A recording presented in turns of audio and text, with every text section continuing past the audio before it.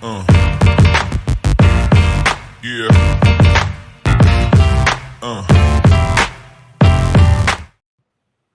Hello, boxing fans around the world. Time for joining me and Mike tonight for another episode of the Friday Night Panel. And boy, do we have a barn burner to all you fans out there around the world joining in to hear us tell you who's going to win tonight and tomorrow night. Yes, yes, definitely. We're going to start off with the Otto Wallen card. We are guys. We are Otto Wallen, Helleman, Olguin, January 27th, guys. Windham, New Hampshire, the Castleton Friday night fights back in action. You can catch this one on boxingnh.com starting 9 p.m. This is a new one. I haven't heard of these guys before. So there's a bunch of new promoters, I guess, that are in town and going to be. I was saying that last week. As a matter of fact, I said in one of my other shows, who the heck is this guy Olguin? So okay, let's talk about this for a minute. Okay, so top heavyweight contender Otto Wallen will return to action for his first fight in 2023 as he takes on Mexico's Helleman Olguin in an 8-round fight tonight. This one is getting underway. Wallen, who is promoted by Salida Promotions and who owns the WBO number 3 and WBC number 9 rankings, will look to stay sharp as he seeks a marquee matchup this year. Wallen, he's 24-1, one loss, 14 KOs, added 2 wins to his ledger in 2022, following up a unanimous decision in February over Kamil, I think it was Skokolwolski, with a dominant decision over the always tough Rydell Booker in May. Since then, Wallen has stayed ready in the gym, and after moving on from negotiations to face former 2-time heavyweight champion Anthony Joshua, will step back into the ring, looking to show again why he's the top 10 heavyweight in the world. Wallen is one of the most avoided and feared fighters in the heavyweight division, said Dimitri Salida. He's always staying active, sharp, and improving with every fight. Fights like this show how much of a committed fighter Otto really is. Instead of waiting around for a big fight, he is honing his craft, and they're looking forward to an impressive performance and a big 2023 for Otto in this one. Now, this guy who is going to be fighting Otto Wallen, Olguin, is only ranked 244th in the heavyweight division out of 1,338. He is 39. He is a southpaw, standing 6'3" with a 76.5-inch reach, and he is out of South Jordan, Utah, by way of Mexico. His last fight was against Rory Hines, majority decision draw. Before that, he fought Terrell Jamal Woods, and he lost by KO. That was back in August of 2021. So he only fought once last year against Ronnie Hines, and that one was at Maya Indoor Complex in Houston, and that went to full distance. But this guy, he has been fighting some of these smaller venues. He's been working his way up through that heavyweight division, but his resume is not up to that of Otto Wallen. So definitely this is going to be just a warm-up. I guess, this is going to be a warm-up. Definitely looks like it's going to be an easy fight for him when that one gets underway. But the best part about it is there's some other fighters on this card that, Cheyenne Fopino, definitely watch out for this girl. Sarah, she's taking on Sarah Click. James Perkins, he's 9-0-1 in the 168 division. He'll be taking on Pablo Olivieto. And Alexis Flores, 1-0. I've talked about this kid before, taking on Javier Torres. So Flores is taking on Torres. But yeah, this card, it's on tonight. At least we have some boxing to watch tonight, and then we all get ready for tomorrow. It's not the hugest card in the world. Otto Wallen, you know what it is. At least we get to see some heavyweight action tonight. We really can't complain, Are you interested in any of the guys on that card?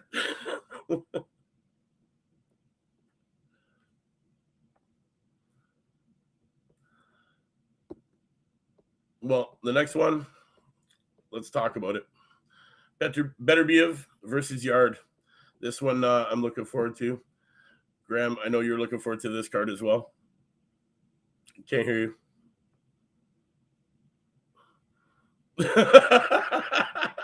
Sorry about that. Mike was off. Dog was barking. No worries. No worries. I before. Okay, so you missed my comment then about Otto Wallen. I think realistically, knockout first round. Yeah. Anyway, so yes, we were going to speak about tomorrow night's fights. I don't know which one you want to begin with. Whether we'll start with the one that starts earlier. We'll get okay, go on a time basis. Yeah, let's how logical of you, Spock. Right. Beterbiev, Yard, ESPN, BT Sports, January 28th, guys, 2 p.m. Eastern Standard Time. Can't wait for this one, man. London calls for the light heavyweight king, WBC, WBO, and IBF world champion. Artur Beterbiev will defend his belts against big punching British challenger Anthony Yard at the OVO Arena, Wembley, on Saturday, January 28th, guys. The WBO number one contender gets his shot at the Montreal-based Beterbiev, who is 18-0 with 18 knockouts. Boxing's only world champion with a 100% knockout ratio. He will be fighting professionally in the United Kingdom for the first time, with the highly decorated former amateur having fought in London at the 2012 Olympic Games. Promoted by Frank Warren and Queensberry in association with Top Rank, the huge 175-pound showdown will be shown exclusively on BT Sports in the UK and streaming live and exclusively on ESPN Plus in the United States. Yeah, I can't wait for this one to get underway. Beterbiev won his first world title in November of 2017 with a 12-round stoppage over Enrique Colling, and defended his IBF belt on 2 further occasions, including against Britain's Callum Johnson, before entering into a unification match against WBC champion Alexander Grozdovic in October of 2019. The Ukraine puncher Grozdovic was unbeaten at the time, was stopped in the 10th round. Beterbiev defended his titles against Adam Denies, Marcus Brown, ahead of a 3-belt unification against WBO champion Joe Smith Jr. in June at Madison Square Garden, where the American was stopped in 2 rounds. In the amateur ranks, Beterbiev won silver at the 2007 World Championships before striking gold at the 2009 event. He also won gold medals at the 2006 and 2010 European Championships. And this one, man, Wembley event represents a second world title attempt for Yard. 23-2 with 22 knockouts, who previously traveled to Russia to take on the long-standing champion Sergey Kovalev, ultimately being stopped in the 11th round after coming close to forcing a finish himself in the 8th round. Yard's first title came in fight number 11 when he knocked out Chris Hobbs in 4 rounds for the Southern Area belt. Yard then fought 7 consecutive fights with either the WBO, European, or Intercontinental belts at stake, or both, as Yard knocked out each of those foes in 7 rounds or less. Post-Kovalev, Yard continued with fights during the pandemic against Dex Spellman and a domestic dust-up against Lyndon Arthur. Yard dropped a split decision against his Manchester rival, and after a swift comeback fight in Birmingham, Yard sought redemption against Arthur. The vintage Yard returned, and he knocked out Arthur in 4 rounds to once again earn the WBO number 1 spot. So, guys, this is going to be a big one. Big event here. Can't wait to see this. We also have on this card, I want to touch on it, Carol Aituma is going to be on here, along with Masoud Abdullah. And this card's got a bunch of kids on it that I've been watching, and definitely this is gonna be a good card, man. Definitely, the UK doing it big again. What can I say? Putting together really good cards here. I can't, we got a couple of titles up for grabs besides the main event. We also have the WBA World Fly title up for grabs against Delican versus Jimenez. This one's going to be great. And then Carla Tuma, who is 9-0, is taking on Ezekiel Oslado Moderna for the WBC International Light Heavy, which is vacant right now. So we're going to get a bunch of great undercard action on this card. And then, Moses Aituma, brother of Carl, is in action. Can't wait to see this one. So, who do you think? Who do you think, Graham? Who's taking it? Well, I've been all week long, plug in Beterbiev, as Carl might know. I'm really looking forward, though, to the Atomo. Is that how you pronounce it? Yeah, Atomo brothers. the Atuma brothers, Yeah. Moses. I think Carl's the heavyweight, and I think he's got a good shot of rising through the rankings pretty quickly. I really like his style, his performance today. It's looking good. So yeah, I agree with you. Good undercard, but I'm looking forward to seeing how long Yard lasts. He's the underdog. I mean, I'm not saying anything new or controversial. I mean, Beterbiev is definitely the odds-on favorite. Yeah. We'll definitely get to see some great action, though. This one takes place. It'll be interesting to see if he does knock out Yard. That'll be interesting. Hey, he is the only champion that has 100% knockout rate. So, it'll be nice to see if he can keep that streak alive. I don't know if it'll happen. It might go the distance, but both these men are hard hitting. It's definitely gonna make for some great action. Oh, we got Carl stepping in here to come join us. And the interesting thing about Beterbiev, Holly, hey Carl, Holly Donovan this morning was commenting that Beterbiev actually holds a Canadian passport, so he very much fits into that Lennox Lewis kind of category. Definitely. Hey, we borrow them because we don't have our own, right? We'll take what we can get, but in this case, Beterbiev's a champ. Exactly. I'm excited to see Moses Saituma and his debut. Yeah. Definitely. How do you rate this kid? Well, the noise coming out from Frank Warren suggests that he's going to be a world champion very quickly. They're talking about possibly trying to beat Mike Tyson's record. Right. So they've got very big ambitions for him. I hope they don't burn the kid out. That's all I'd say, because they talk about him fighting many times during this year. Honest truth, I don't know how good he is, and none of us do we? Until he laces them gloves up and jumps in, we don't know. I was interested to listen to your analysis of Anthony Yard versus Beterbiev, because I've been changing my mind on this one a lot. I'm very on the fence here. I don't know how to go with it, man. Like, there's, it's true. One day I'm thinking Beterbiev, then I'm also thinking Yard, and then I'm also thinking that this could go the distance, man. And we don't know what the outcome could be. It's definitely a hard choice, this one. I mean, what I would say, people tend to bring up Lyndon Arthur's performance when he got beat, but what I would say, he had a hell of a lot going off outside of the ring at that time. Yeah. With COVID, and he did lose a few family members due to COVID as well. So, he's entitled to have an off night, but he did come back and rectify that. And in some style, he absolutely blew Lyndon Arthur away in that rematch. Yeah. But we all know Beterbiev's he's a monster. Yeah. I believe he needs to get on his toes. He needs to get around that ring in the first 5 rounds. For me, I think he needs to keep out of the way a little bit, because Beterbiev is getting on a little bit in age now. So surely, as the fight goes, Yard would have more stamina. Is he good enough? Is my question, and we're going to find out. So let's hope there's another few belts coming to the UK, Graham's birthplace. I'm sure we're going to pick some more world titles up. But what a great fight! What a great fight! You know what? It is a great fight. No matter what the outcome is going to be, I know these guys are really going to smash it out, man. This is going to be a war. Both these guys are coming. Both these guys are heavy hitters. Both these guys got big KO rates. They're not looking to go the distance. Both these guys are going to try and take each other's heads off.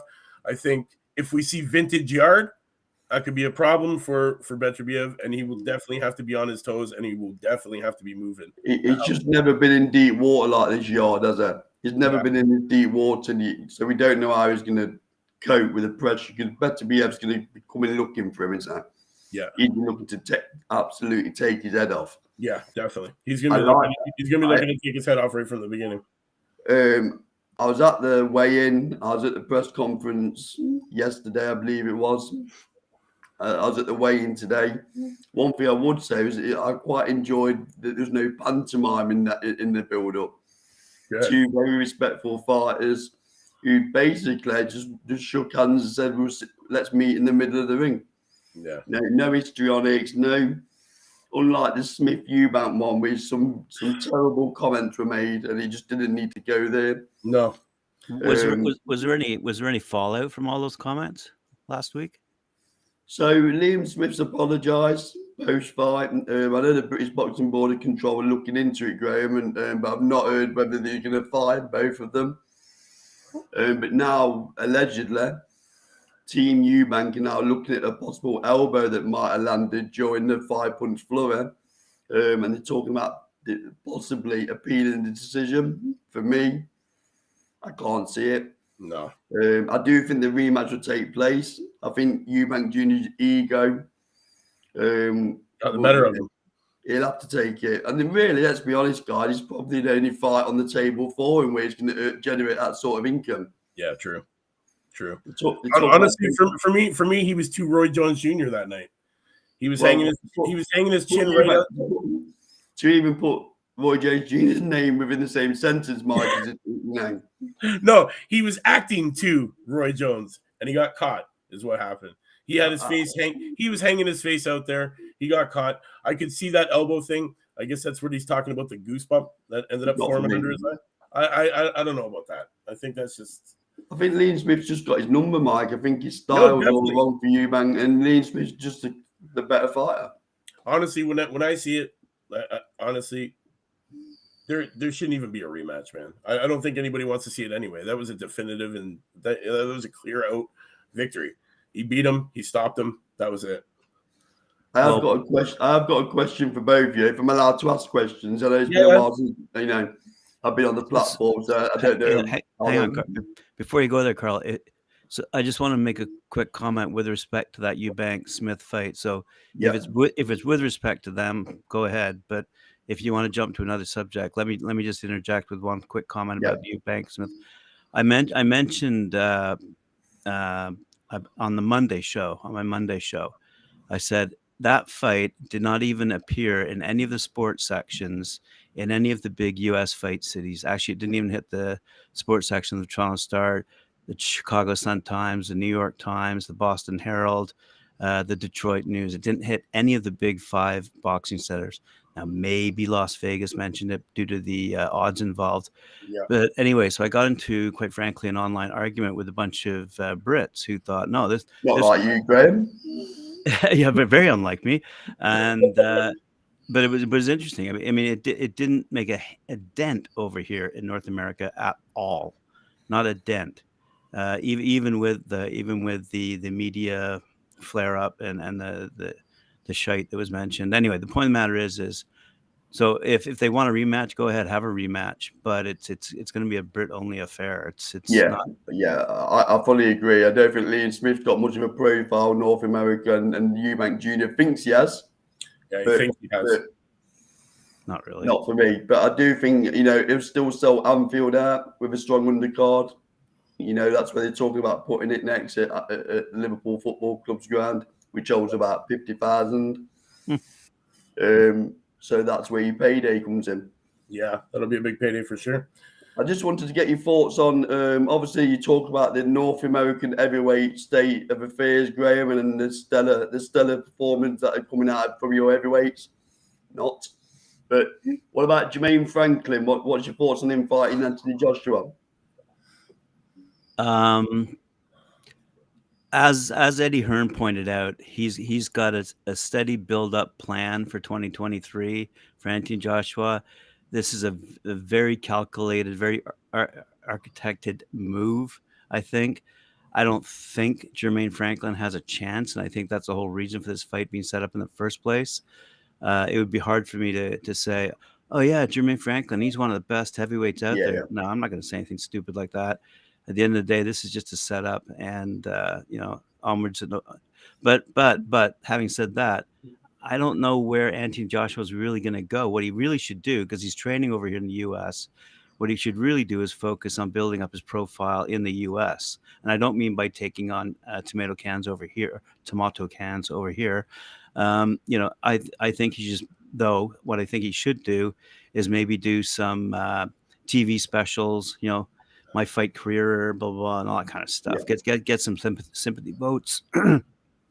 excuse me, and build up the press for his own profile, because that's what he needs, because he could be a big heavyweight contender in the U.S. on U.S. soil, and for equally as big money.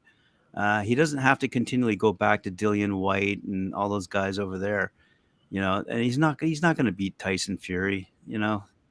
I think that's where he does go after this fight, though. I think he fights Dillian White at Wembley in the summer. I think that's virtually nailed on. What do you think, Mike? Well, I know Jermaine Franklin lost to Dillian White in his last fight. Close, though. Yeah, Close. It was close. It was close. I'll give it that. But Jermaine Franklin, to be honest, he's no superstar. He's just, he's had the right people in front of him to beat is all it is. He doesn't have the biggest resume. His guys aren't really well known. They're not world stage. But he's exciting his stock's risen in the UK though, Mike, following that Dillian White performance. You wouldn't have got the Anthony Joshua fight before that, would you? Right. Yeah, no. There is a blueprint there for some North American fighters. I won't name names, but the ones who we don't know in the UK. Mm-hmm. There is a blueprint to come over and prove your mettle, and you'll get in some big paydays. I'm not saying come over and be the away fighter and get cannon fodder. Yeah. Well, one of my points in the quote unquote argument I had, because it was online, was that take a heavyweight fighter in the UK who gets so convinced that he has to be an all British champion. He might all of a sudden find himself 33, 34 years of age, and therefore not really in contention in the US. So these fighters aren't really looking, because are they really that smart to look at their career from a forward-thinking perspective? That's the question.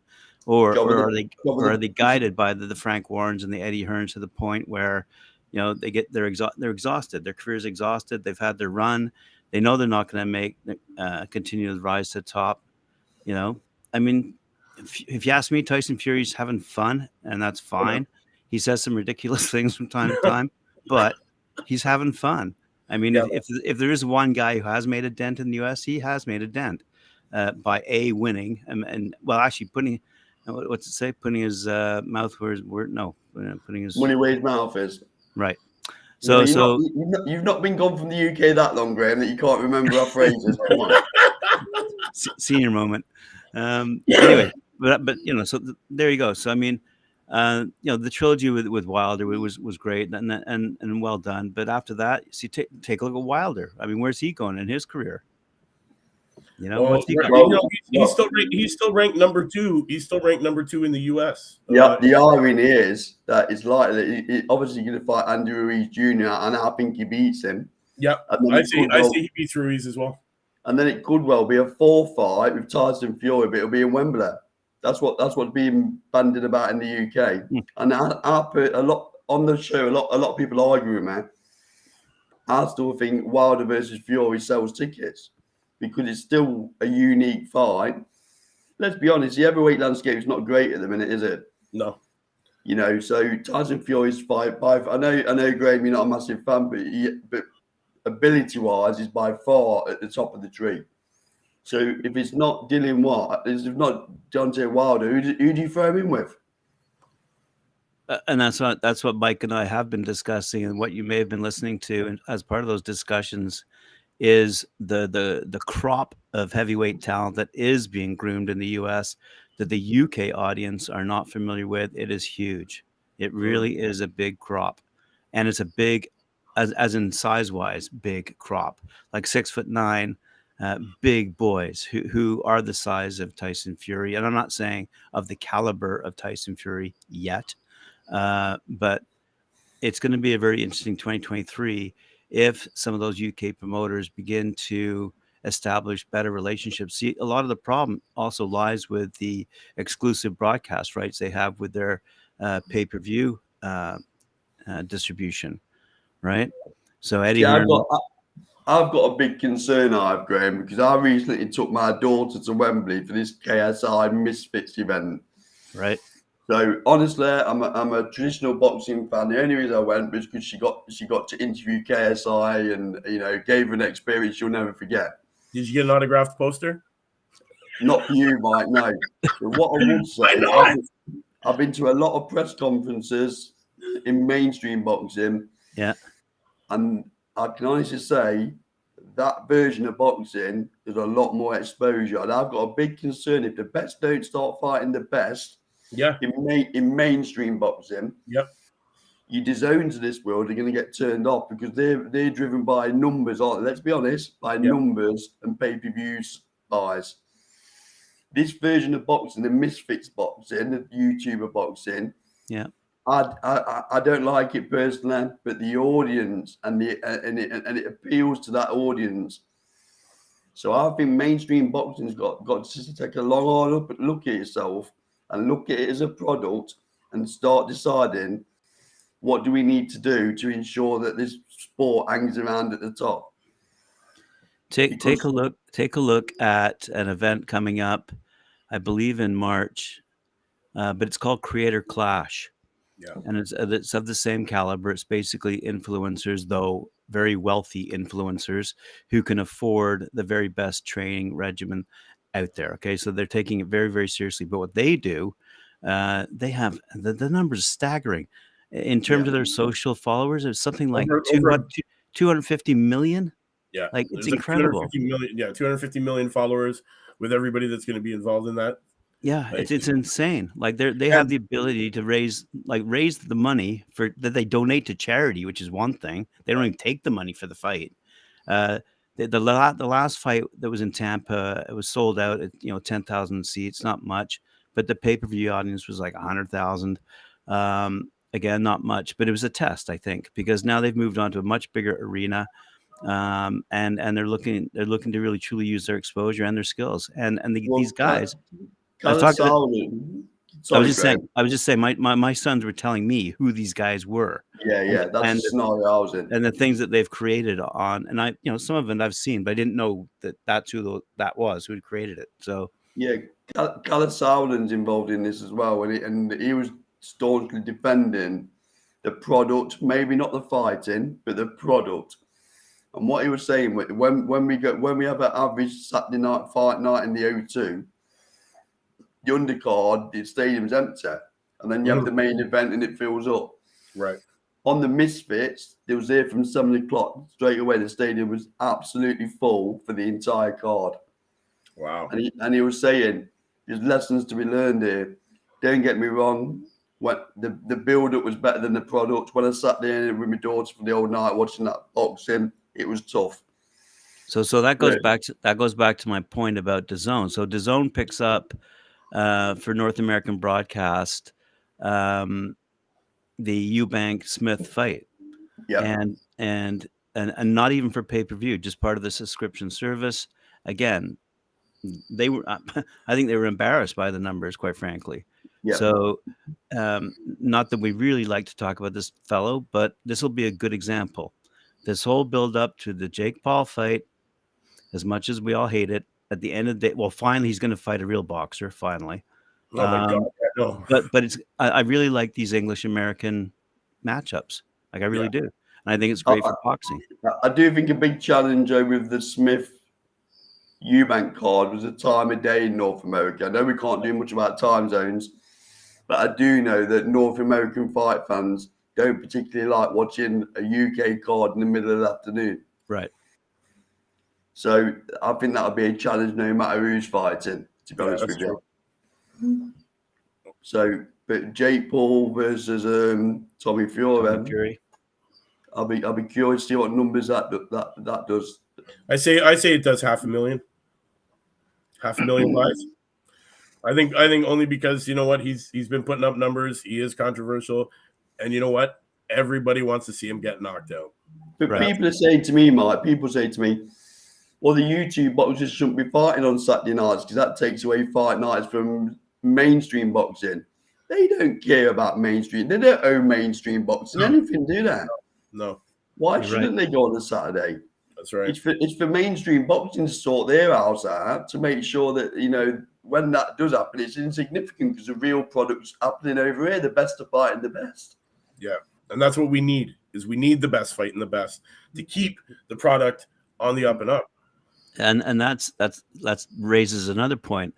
I was really happy to see that Jake Paul had signed another female fighter to his roster.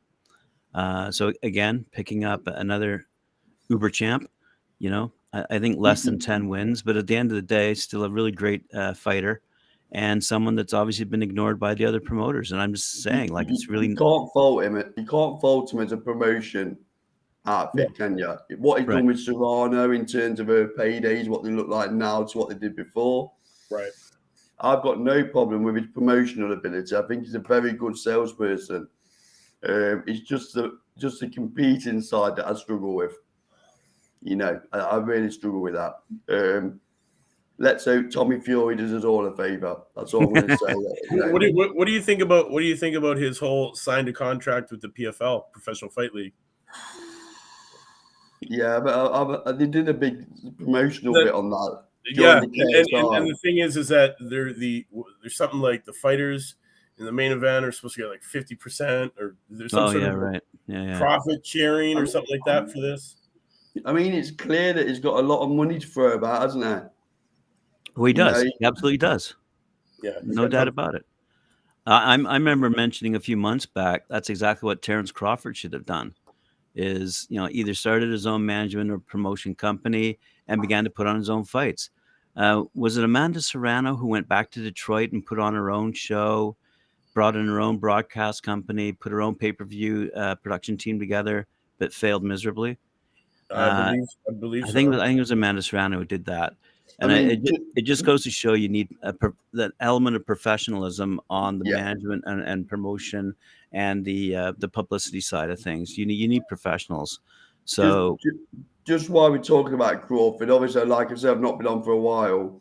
Has there been anything else mentioned regarding the Evanesian fight and Glovegate over in North America? No, I haven't heard a thing since that. No, that's enough. Nothing. Yeah, but holy cow! I mean, the war still rages with Errol Spence, you know, ducking the fight, and I mean that goes on.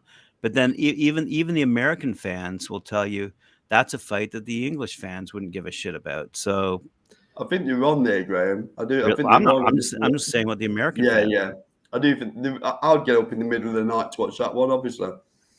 Oh, you mean Spence versus Crawford? Yeah. Sorry, yeah. Just coming back onto Evanesian fight, I was disappointed with some of the Crawford camp coming into Evanesian's public workout and causing a bit of trouble as well. I'm sure you've seen it on social media. It wasn't a great look for boxing. No. And you know what? I think 2022 is one of these years that boxing has to really put behind it, because there was a hell of a lot of these press conference weigh-in fights, a lot of words being said, really like they're taking a gentleman's sport and they're turning it into a street fight. It's not cool. You know, that was one thing that boxing always had over mixed martial arts was, you know, boxing is a gentleman's combat sport.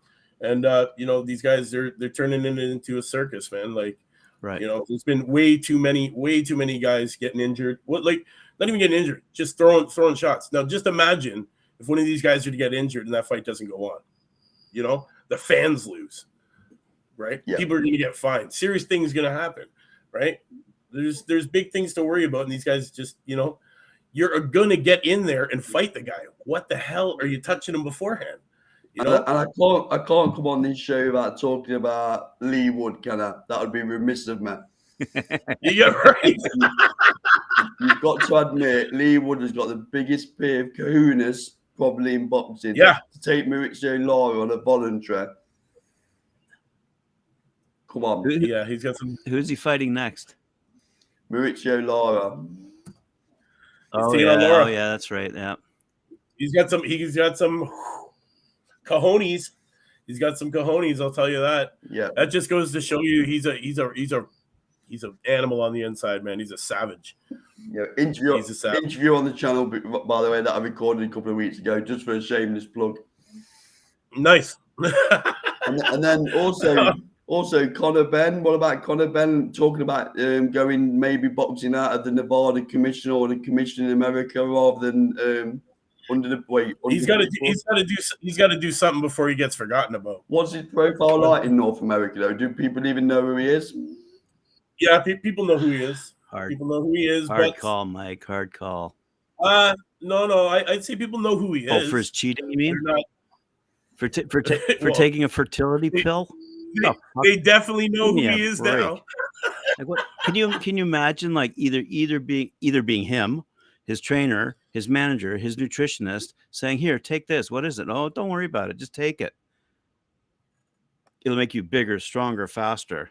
It's a fucking women's fertility. That was all a lie. That was all a lie. He was fully taking that shit like this. Anyway, that's what made the headlines. Not his fighting ability, his skill, his record. No, what made the headlines was this moron got caught and testing positive, not once but twice for I forget what it's called, clomiform or something. But at the end of the day, it's a women's fertility pill. So that's okay. That's what makes it laughable. So it's too bad because he really had a really good career lined up on that side of the pond, and probably could have made it over here. I mean, if you look at the guy, I mean, he's got the physique, that's for sure. Definitely, he's got that speed. He's got that speed and explosiveness too. Yeah, Carl had a bad signal there for a sec. We'll get him right back. Here he is. Wasn't he about to fight Eubank Jr.? He was, yeah. He was going to fight him. 160, 158. He wasn't quite sure which one it was going to be. But down towards that way, it would have been the lightest he'd been for a long time at that stage. Obviously, he made it again for Liam Smith. But is that why he had no punch resistance? We don't know, do we? Is it just too light? I think so. I think he was too light. No punch resistance at all. Do you have a couple more fight cards just to go through there, Mike, before we? Yeah. There's one more. This one's after the after the UK before card. We talk about Adrian Broner. Yeah, Alex Roca versus Anthony Young. This one's taking place starting at 8 p.m. Eastern Standard Time. Alex Roca, current NABO welterweight champion. This one I'm super excited for, man. Our boy Floyd Schofield is on this one. He just got picked up a couple of months back. I believe it was November by Golden Boy. His first fight with Golden Boy, he headlined the card. Now he is going against Albert Mercado versus for the WBA International Light title. So you know what? Shout out to Floyd. Hopefully he comes through with that big win. Also, Bektimir Melikuzov. Be nice to see him get back in the ring, taking on Ulysses Sierra for the WBA Continental America Super Middle title. Yeah, this is another card, man. And always Alexis Roca, 21-1, taking on George Ashe for the WBO NABO welter. It's a good card. It's a good card. Sorry, what was that title again? The WBO NABO welter. North America. Yes. Blows me away. Yeah, the ABCDFGHIJK title. Yeah. Yeah, it's a title fight. Well, yeah, it is a title fight. Also, Alejandro Reyes, 9-0, looking to stay undefeated against Jose Zaragoza. Definitely, I think that one's going to be an easy one for him. But yeah, definitely some great fights on here, man. But you know what? Bektimir Melikuzov kind of fell out of the limelight after he lost that big knockout loss he suffered against what was his name? Sorry, guys, slipping my mind here. I'm getting old. Gabriel Rosado. Remember when he got knocked out? Good one. Yeah, you remember that one? Gabriel Rosado knocked out Bektimir Melikuzov. A big highlight reel. Runner up for knockout of the year. I find that his career is kind of like hasn't gone the same ever since then. I think it's put a big hiccup in that upward trajectory that he was on. We haven't really heard too much about him that loss, and he's fought a few times since then. So You know, this is going to be his 4th fight since that knockout, and we haven't heard shit about him up until now. So We can all surmise, and this is why when it comes to the bigger named fighters, they have to be kept busy. They have to be kept in the spotlight. Their mental health have to be kept on track by being considered contenders. I mean, the minute someone loses, I got to wonder whether they hit the sauce, they go a little crazy, you know, they get a little depressed, for lack of a better description, and, you know, do things that they really shouldn't do. And I have to wonder whether that affects the ability to manage them properly. So anyway, you know, there are little things that we on the outside don't really understand that goes on inside. Right. You know, these guys' heads, quite frankly, that get bashed about every week. So yeah, so I can't answer that question. A good example of that, Graham, could well be Billy Joe Saunders, who's just announced that he's on the comeback trail. Correct. Yeah. And we've talked about it. We've talked about it often with respect to Anthony Joshua. You know, like needing a breath of fresh air and coming over here to train in the US. I just think when you talk about Billy Joe and even Tyson Fury, I think they need boxing more than boxing need them, if I'm honest. Right. I think they really do, to keep themselves on this. Well, Tyson's come out and said so. Yeah, Tyson's already said that, you know, without boxing, those demons would have taken over a long time ago. Yeah. Well, if you think about it, you start off as a kid and you're boxing in a gym every day. You're looking up to your mentors for advice and all this kind of stuff. You go through an amateur, some do, some don't, but you go through an amateur career. You get picked up by a professional company who puts you basically on the road. And then all of a sudden you lose. Maybe one's not bad, but maybe you lose 2 in a row. All of a sudden, you've been doing this your entire life, and all of a sudden you're considered a loser. And I know Cedric Bennon said it often that, you know, it's not an L for loss, it's an L for learning. But I mean, it must be tough to tell these guys, hey man, it wasn't you didn't lose, buddy. You didn't lose. Yeah, I did. I lost. No, you didn't lose. You didn't lose when you were sleeping before you hit the ground. No, that's right. Laying crumpled. Anyway. Just quickly, Graham, I can't remember your opinion on this one. Who wins out of Fury versus Usyk? You know, it's going to be. I would pick Usyk. I'll tell you why. He's. I can't believe you're going against Tyson when he's born just down the road from where you was born. Come on, he's a Lancashire boy. I know. Listen, I do know that, and the point is, in this one though, I don't think Usyk is going to allow Tyson Fury to do the old draping of the arms over the shoulders, weighing heavily on the opposition, and, you know, weighing him down. I think Usyk's fast enough, fleet-footed enough to dance around the ring, and be mobile enough to avoid those big punches. And so, for that reason alone, I think he'll take it deep into the fight and give himself a chance to deliver that one shot, and you know, knockout maybe. I think Tyson Fury. Well, actually, you know what? Wilder has sort of knocked him out. So it'll be an interesting fight. But yeah, no, I listen. I tell you what, my opinion on Tyson Fury depends on what he says in public. Okay. Yeah, so you know which Fury's showing up. You mean? I don't listen to anything that he says in public because he does that many U-turns that. Exactly. So he's got a love-hate relationship. For me, but professionally, like I'd definitely weigh in and say Usyk's got a chance. Let's put it that way. He's got a chance. He's fleet-footed enough to run around and make it really hard for Fury to catch up to him, lay those big mitts on him, and you know. But again, if Fury connects, I mean, say goodnight. I think Fury's going to surprise us, and you're going to see him a lot faster than you think he is. Really? Yeah, he's got that ability, man. He can move too, you know, and he only has to move as much as he needs to. He's not wasting any energy, but you know, if the competition's going to pick up the pace, he definitely has the ability, the skills, and the stamina and the footwork to pick that pace up too. So I think we're going to see a fast Tyson Fury, man. Even Tim Witherspoon was saying this a couple of weeks back. You know, Fury fights with his arms dangling down to the side. He shows no defense whatsoever because he doesn't actually care about it. Well, I don't know. Half the guys can't reach his head. Right. Which would be interesting for Usyk, but he knows how to ride a shot though. Yeah. And just a couple of things. Yep. Boxing's about opinions. But I would say if Deontay Wilder can't keep him down for 10, you've got no chance of Usyk doing it. Yeah, no.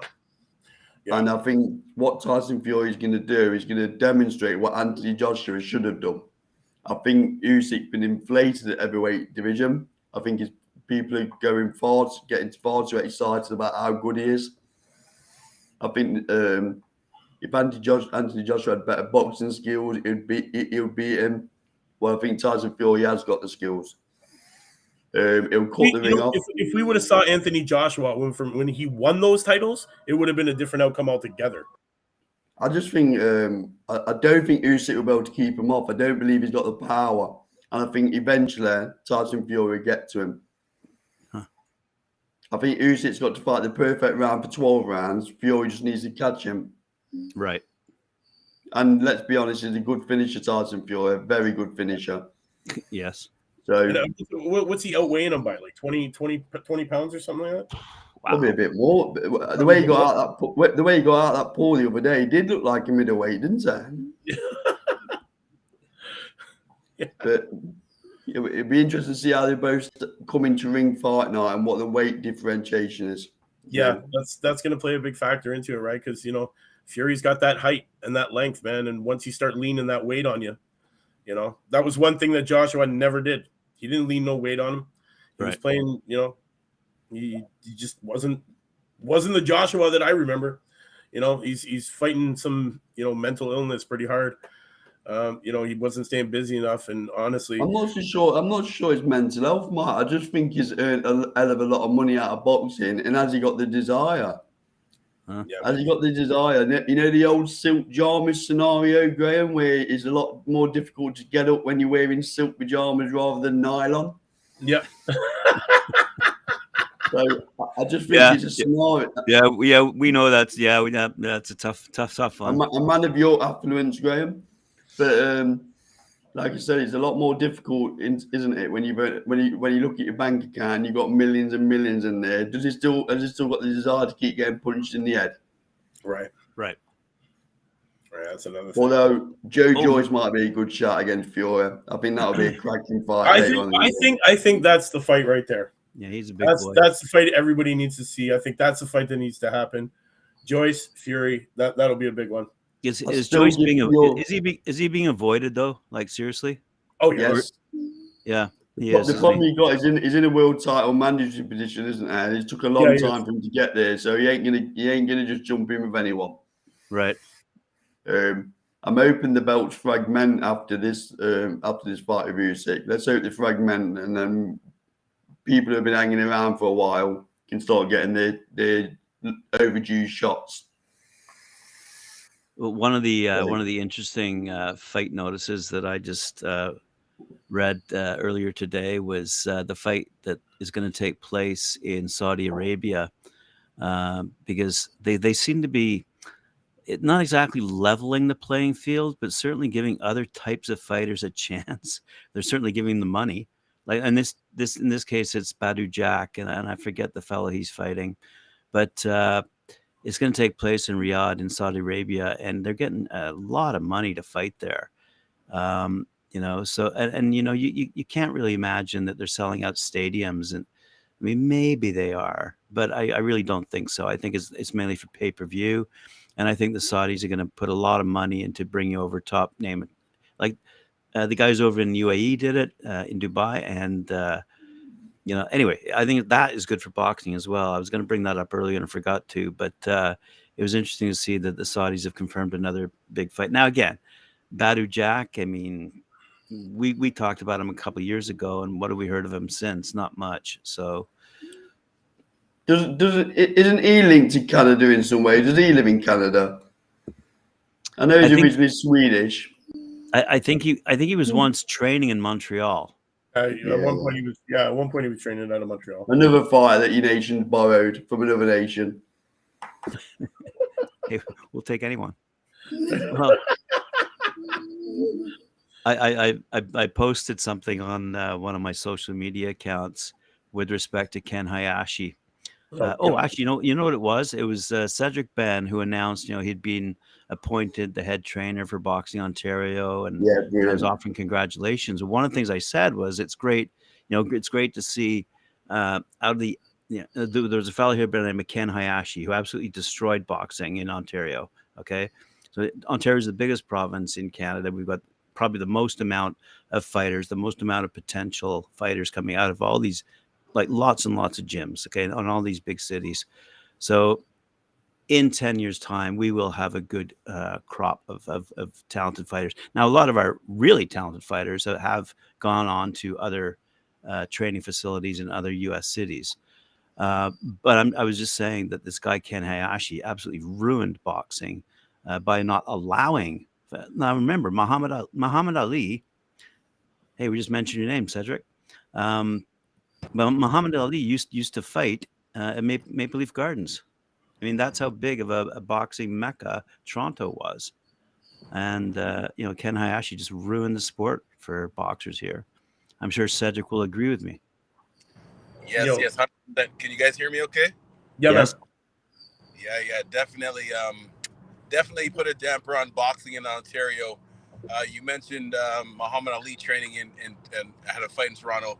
George Foreman also trained in Windsor too for one of his fights, because Windsor's right beside the Detroit border. So a lot of the Kronk guys. Oh no, George Foreman wasn't a Kronk guy, but a lot of rich Canadian boxing history.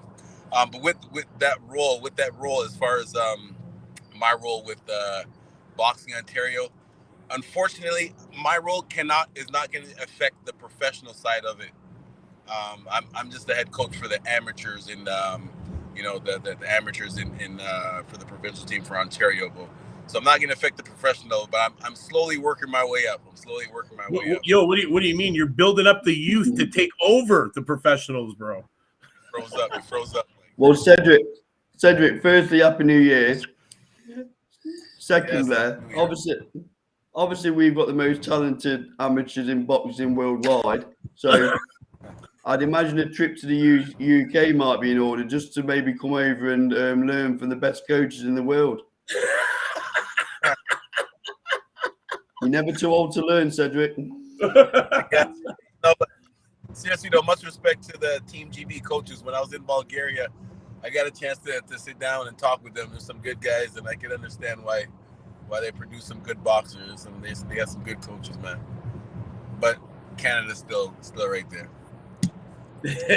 Yes, it is. Cedric, are you on your way to Brantford right now? The medal table don't suggest that, Cedric, but that's for another day. What we're saying is that day will come, Carl. Yeah. Well, you keep telling me that, Graham. You keep telling me that. I've been saying it for a year.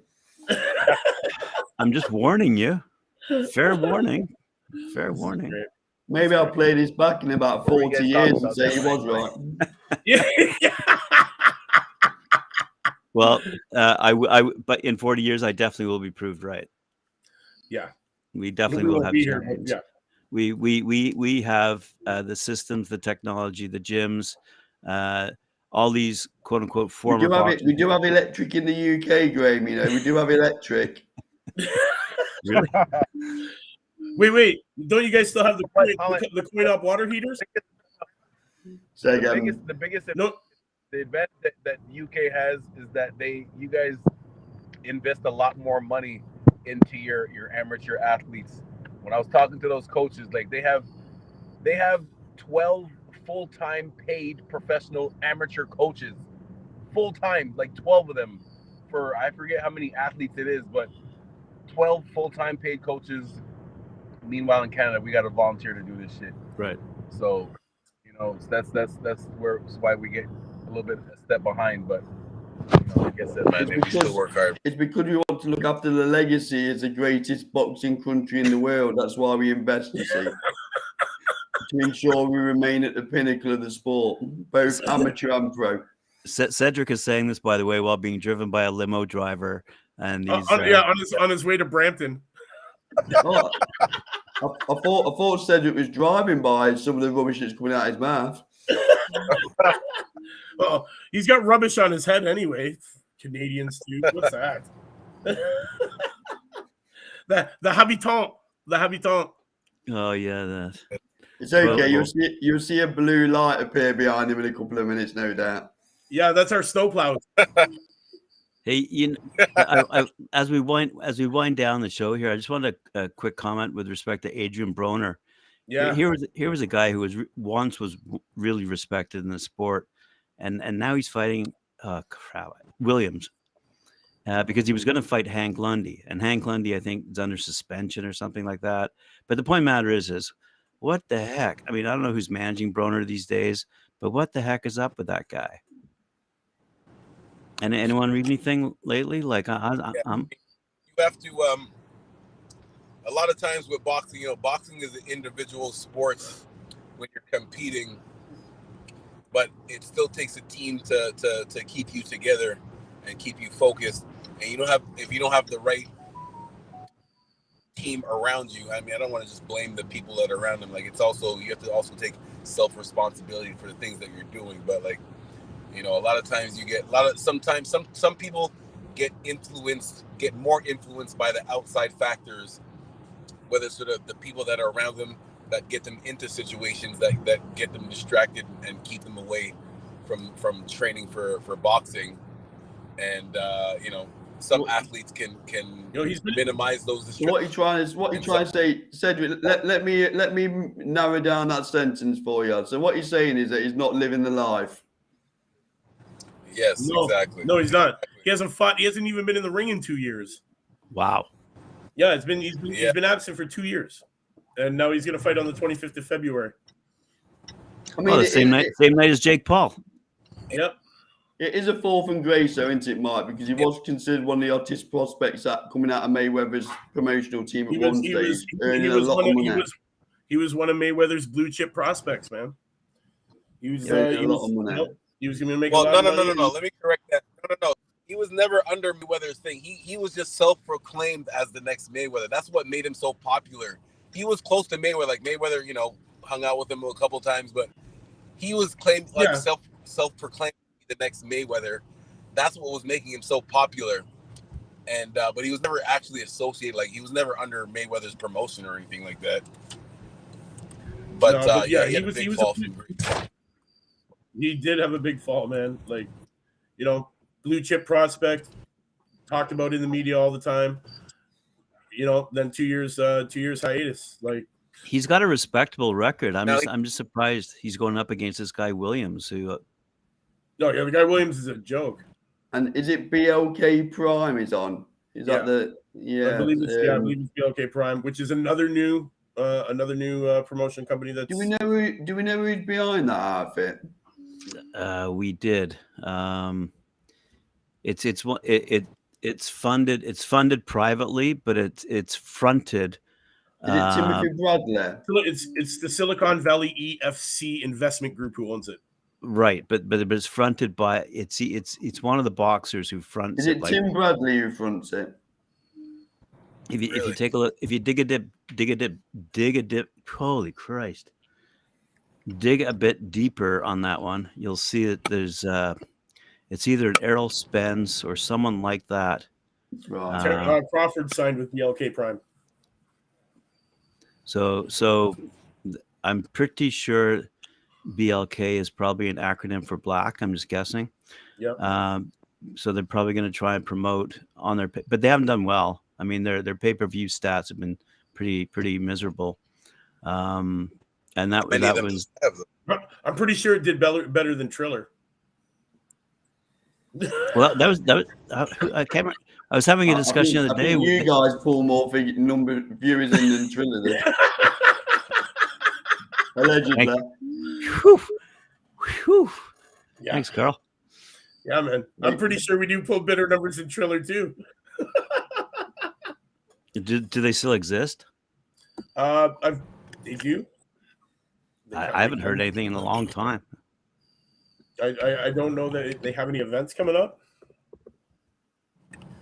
It's weird. It's like we all go on about the U.S. needing a new and better promotional company other than Top Rank or Premier Boxing Champions. I mean, and so along comes a few other companies, but they just disappear. It's like Do they Honestly, get? I gotta say, one company that I was very, very disappointed in was the Don King card last weekend. It was horrible looking, man. It looked like They're all his fighters, though, right? They're all his fighters. They're all his fighters, but it looked like a gymnasium that was sectioned off by one of those walls, and then they had all these fold up white chairs and white tables around the ring, and it was like. Well, let's be honest. Let's be honest, Mike. When Trevor Bryant fought Daniel Dubois, wasn't the water leaking through that wherever that was in Miami? Yeah. Water leaking through the roof. Yeah, and then it take them both like 8 months to get paid too. Yeah, let's not go. Use the word allegedly, Mike. Always use the word allegedly. Sorry, allegedly 8 months to get paid. Yeah, be careful. Well, I see we're at 8 o'clock. Time out. Did you guys? Obviously, you guys gave your predictions. What I'm predicting I'm going to go with a 6th round stoppage for Better BF tomorrow. I didn't get a chance. Well, is your countryman? You're bound to back him. Oh yeah, yes. He immigrated to Montreal, but I mean, I got family from Jamaica too, so my heart is with Yardy, but my brain is with Better. Come on, Cedric. Let's not have this debate again. Where Yardy? Where was Yard born?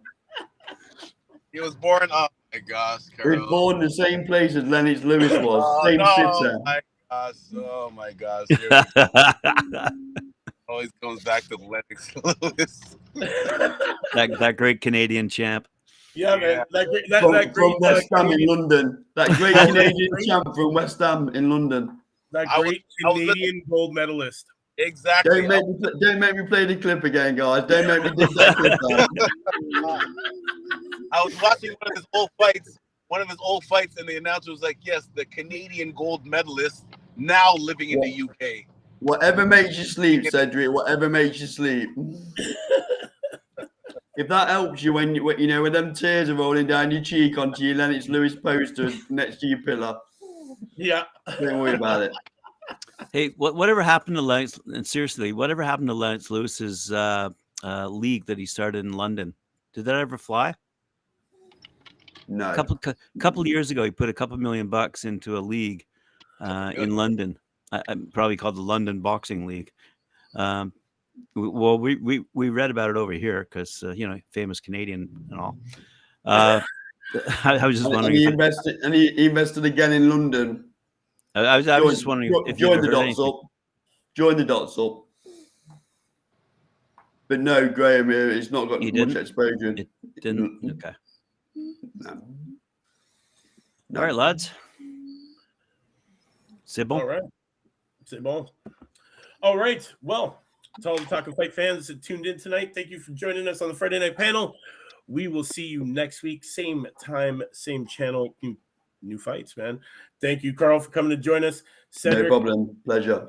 Enjoy this weekend, man. Bring back a bunch of medals, Oh no! Tomorrow we have one more training camp this weekend. Next week is the tournament starts. Oh, so that means we're going to be live to air from there.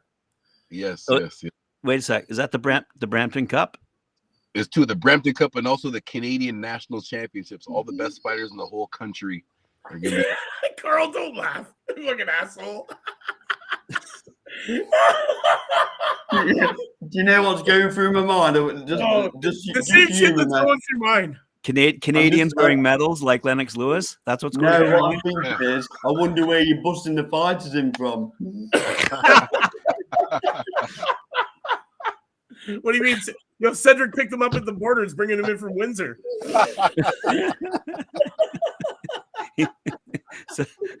Cedric's driving the bus right now. Yeah. All right. Thanks very much, guys. Appreciate it. Yeah, man. See ya. All right. Well, Talkin' Fight fans, thanks for tuning into this episode. We will see you next week. Thank you again, Carl. Thanks, Cedric. No problem. Graham, always a pleasure, guys. We will see you later, man. Peace. Thank you. Thanks, guys.